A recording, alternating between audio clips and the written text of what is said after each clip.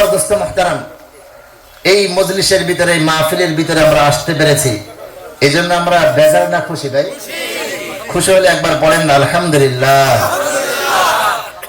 এই যে আলহামদুলিল্লাহ পড়লেন, এই আলহামদুলিল্লাহ মন থেকে পড়েন। আর আপনাদেরকে আমি পড়তে বলছি সেই জন্য পড়েন, যে কারণেই পড়েন না কেন, আপনি নিশ্চিত ধরে রাখেন খোদা এক, কোরআন এক। কোরআনের মোকাবেলা 1450 বছর পর্যন্ত কোন নাস্তিক, কোন ইহুদি, পৃথিবীর কোন মানুষ মোকাবেলা করতে পারে নাই। সেই কোরআন বলতেছে, যদি আপনি মন থেকে একবার আলহামদুলিল্লাহ পড়েন, যারা যারা পড়েছেন আপনি চিন্তাও করতে পারবেন না অদূর ভবিষ্যতে, এখন থেকে শুরু করে আপনার মৃত্যুর আগ পর্যন্ত আল্লাহ পাক রব্বুল আলামিন আপনার সন্তানের জন্য, আপনার পরিবারের জন্য, আপনার জন্য একটা বারাকা দান করে দিয়েছেন। সুবহানাল্লাহ। হযরত মূসা আলাইহিস সালাতু ওয়াস সালাম আল্লাহ পাক রব্বুল আলামিনের সাথে কথা বলার জন্য তুর পাহাড়ের দিকে রওনা দিয়ে দিয়েছেন। পথ চলতেছেন, পথ চলতে গিয়ে একটা দিকে তাকাই দেখেন হাঁসেরা খেলা করতেছে।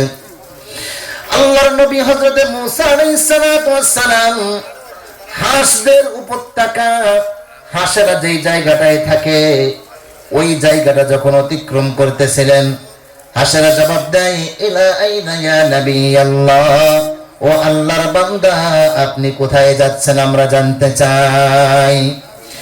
হযরত মূসা আলাইহিস সালাতু ওয়াস সালাম জবাব দিলেন, ইলা তুর লিইউকাল্লিমাল্লাহ, ও হাঁসেরা তোমরা তো জানো না আমি তুর পর্বতে যাচ্ছি আল্লাহ পাক রব্বুল আলামিনের সাথে কথা বলার জন্য। সুবহানাল্লাহ বলেন। হাঁসেরা এই কথা শোনার পরে হযরত মূসা আলাইহিস সালাতু ওয়াস সালামকে প্রশ্ন করলেন, ইয়া নবী আল্লাহ, আপনি আল্লাহর সাথে কথা বলতে যাচ্ছেন, আপনার ইবাদত, আপনার মাসআলা, আপনার কথা যখন শেষ হয়ে যাবে তখন একটু আপনি আল্লাহ পাক রব্বুল আলামিনকে জিজ্ঞেস করবেন বৃষ্টি কবে হবে। বৃষ্টি যদি না হয়, আমাদের ঘর বাড়ির দিকে তাকাই দেখেন, আমাদের জায়গার দিকে তাকাই দেখেন, বৃষ্টি নাই, পানি নাই, খাবার নাই, কোনো কিছুর ব্যবস্থা নাই। আমাদের বাচ্চারা সাঁতার শিখতে পারতেছে না। হঠাৎ করে যদি বন্যা হয়ে যায়, একটা বাচ্চাকেও বাঁচাতে পারবো না, নিজেরাও পানি ছাড়া বাঁচতে পারবো না। ইয়া নবী আল্লাহ, আপনি একটু আল্লাহ পাক রব্বুল আলামিনের কাছে জিজ্ঞেস করবেন, আল্লাহ পাক রব্বুল আলামিন কবে বৃষ্টি নাজিল করবেন আমরা জানতে চাই। হযরত মূসা আলাইহিস সালাতু ওয়াস সালাম বিকেল বেলা যখন বাড়ির দিকে ফিরতেছিলেন, হাঁসদের উপত্যকা যখন অতিক্রম করতেছিলেন, মূসা আলাইহিস সালাতু ওয়াস সালামকে হাঁসেরা দেখে ডাক দিল, ইয়া নবী আল্লাহ, আল্লাহ পাক রব্বুল আলামিন বৃষ্টি সম্পর্কে কি বলেছে আমরা জানতে চাই। মূসা আলাইহিস সালাতু ওয়াস সালাম দরদি মানুষ ছিলেন, মায়াওয়ালা মানুষ ছিলেন। হাঁসদেরকে বললেন, হাঁসেরা রে, আল্লাহ পাক রব্বুল আলামিন বৃষ্টি সম্পর্কে যা বলেছে শুনতে চাওয়ার দরকার নাই, তোমরা সহ্য করতে পারবা না। হাঁসেরা জবাব দেয়, ইয়া নবী আল্লাহ, আল্লাহ পাক রব্বুল আলামিন আমাদেরকে জিকির শিখাইছেন। সুবহানাল্লাহ বলেন।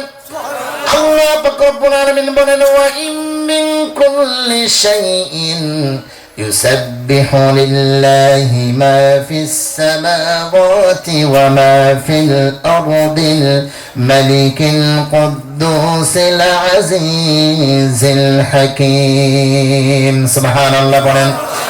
এই জমিনের ভিতরে যা কিছু দেখেন না কেন, আমরা বুঝি আর না বুঝি, সবকিছু তাসবিহ পাঠ করে একমাত্র কার বলেন? আল্লাহ পাক রব্বুল আলামিনের তাসবিহ পাঠ করে।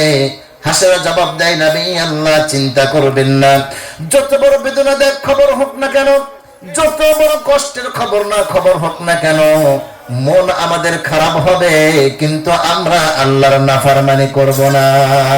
আল্লাহু আকবার বলেন। হযরত মূসা আলাইহিস সালাতু ওয়াস সালাম বলতে যাচ্ছিলেন না, হাঁসেরা না বলে ছাড়ে না, মূসা নবী না বলেও পারে না। উনি একটা পর্যায়ে নিরুপায় হয়ে বলতে বাধ্য হলেন, লা উনাজ্জিলুল মাতারা ফিল আরদি ফি 40 সানা, 1-2টা বছর নয়, 40 বছর পর্যন্ত আল্লাহ পাক রব্বুল আলামিন তোমাদের জন্য বৃষ্টি দিবেন না। ও আমার দোস্ত মুহতারাম, এই সুসংবাদ যদি আমরা শুনতাম, এটাকে আমরা দুঃসংবাদ মনে করে আমাদের মুখটাকে আমরা কালো করে ফেলতাম, কালো বানাই ফেলতাম। কিন্তু হাসেরা আমাদেরকে শিক্ষা দিয়ে দিয়েছে, আশরাফুল মাখলুকাত আল্লাহ পাক রব্বুল আলামিন হাঁসদেরকে সম্মানিত বানায় নাই, মানুষদেরকে বানাইছে। কথা বলেন ঠিক কিনা? ও মানুষ, তোমরা সহ্য করবে, ধৈর্য ধরবে। হাসেরা যখন শুনেছে 40 বছর পরে বৃষ্টি হবে, হাসের কথা শোনার পরে সাথে সাথে জবাব দেয়, আলহামদুলিল্লাহি রাব্বিল আলামিন। সুবহানাল্লাহ বলেন। হযরত মুসা আলাইহিস সালাম অবাক হয়ে গেলেন, হাঁসদেরকে বললেন, ও হাঁসেরা রে, তোমরা 40 বছর তো বাঁচবা না, 40 বছর হায়াত তোমরা পাবাও না, 40 বছর পরে বৃষ্টি হবে। আল্লাহ পাক রব্বুল আলামিনের কাছে শুকরিয়া আদায় কেন করলা আমি জানতে চাই। হাসেরা জবাব দেয়, ইয়া নবী আল্লাহ, 40 বছর পর্যন্ত আমরা বাঁচি আর না বাঁচি, আমাদের বংশধর, আমাদের সন্তানেরা তো বেঁচে থাকবে। আলহামদুলিল্লাহ বলেছি, এই জন্য বৃষ্টির ফজিলত আমরা না পাইলেও আমাদের অনাগত ভবিষ্যতে আমাদের সন্তানরা পাবে। এই জন্য আমরা সবাই মিলে আলহামদুলিল্লাহ পড়েছি। হযরত মুসা আলাইহিস সালাম কথা বলতেছেন, এমন সময় দেখেন, মাতারাল আরদ মাতারাস সামাই ওয়াল আরদ, আকাশটাকে আল্লাহ পাক রব্বুল আলামিন মেঘ মালা দিয়ে পুরো আকাশটাকে ঢেকে ফেলেছেন। আল্লাহু আকবার বলেন। বৃষ্টি আসবে আসবে ভাব, বৃষ্টি নেমে গিয়েছে। মুসা আলাইহিস সালামের দাড়ি ভিজে গিয়েছে, হাঁসেরা সব ভিজে গিয়েছে, হাঁসদের যে গর্তগুলো ছিল পানিতে ভরপুর হয়ে গিয়েছে। হযরত মুসা আলাইহিস সালাম বৃষ্টি পেয়ে হাঁসেরা দৌড় দিয়ে যার যার পানির ভিতরে ঝাঁপায় পড়েছে, খুশিতে আনন্দ ভাগাভাগি করতে তারা লেগে গিয়েছে। মুসা আলাইহিস সালাম রাগী মানুষ ছিলেন। আল্লাহ পাক রব্বুল আলামিনের কাছে জিজ্ঞেস করলেন, রব্বে কারীম, কুনতানি ক্বাবলা কলিলিন লা উনাজ্জিলুল মাতারা ফিল আরদি ফি 40 সানা, একটু আগে তুমি বলেছো 40 বছরের ভিতরে বৃষ্টি দিবে না, এমন কি হয়ে গেল তুমি সাথে সাথে বৃষ্টির ফয়সালা দিয়ে দিলে? আমি জানতে চাই। আল্লাহ পাক রব্বুল আলামিন বলেন, মুসা রে, সমস্ত পৃথিবীর মানুষগুলোকে জানাই দাও, আমি আল্লাহ পাক রব্বুল আলামিনের প্রতি যে খুশি হয়ে, বেজার হয়ে, নিরুপায় হয়ে, কষ্টে থেকে যে একবার বলবে আলহামদুলিল্লাহ, আমি আল্লাহ পাক রব্বুল আলামিন তার জন্য, তার কপালে, তার ভাগ্যের জন্য, অনাগত ভবিষ্যতের জন্য আমি আল্লাহ পাক রব্বুল আলামিন একটা উপহার, একটা ফয়সালা তার আমলনামায় আমি লিখে দিই। সুবহানাল্লাহ বলেন ভাই। তাই জন্য কামরুল ভাইকে অসংখ্য ধন্যবাদ জানাই যে কামরুল ভাই এখানে বসে আপনাদেরকে আল্লাহর কোরআন তেলাওয়াত শুনে শুনে সুবহানাল্লাহ বলার তৌফিক দান করে দিয়েছেন। সুবহানাল্লাহ, আলহামদুলিল্লাহ বলার ব্যবস্থা করে দিয়েছেন, আলহামদুলিল্লাহ বলার ব্যবস্থা করে দিয়েছেন, আল্লাহু আকবার বলার ব্যবস্থা করে দিয়েছেন। এজন্য আমি মাঝে মধ্যে বলি, এটা দেখতে মনে হয় কাপড় দিয়ে, বাঁশ দিয়ে সামিয়ানা টানানো, কিন্তু এটা আসলে আমাদের চোখের দেখায় এই মসজিদের উদ্যোগে শুধুমাত্র মাহফিল না, এটা আপনাদের এলাকার মানুষদের জন্য আল্লাহ পাক রব্বুল আলামিন যারা মাহফিলের ইন্তজাম করেছে তাদের মনের ভিতরে ঢেলে দিয়েছে, মাহফিল দাও, আমি এই বরকতে আমি কিছু মানুষের গুনাহ মাফ করতে চাই।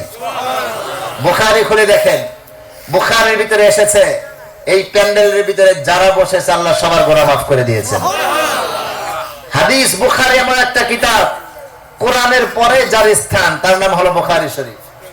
বিশ্বনবী মুহাম্মদ সাল্লাল্লাহু আলাইহি সাল্লাম বলেন, যে ব্যক্তি ইশহাদু আন্নী ক্বাদ গফারতু লাকুম, ও ফেরেশতারা তোমরা সাক্ষী থাকো, আল্লাহ পাক রব্বুল আলামিন বলতেছেন, যারা এখানে বসেছে, কষ্ট করে বসেছে, স্বেচ্ছায় বসেছে, নিরুপায় হয়ে বসেছে, আমি আল্লাহ পাক রব্বুল আলামিন সবাইকে মাফ করে দিলাম। সুবহানাল্লাহ বলেন।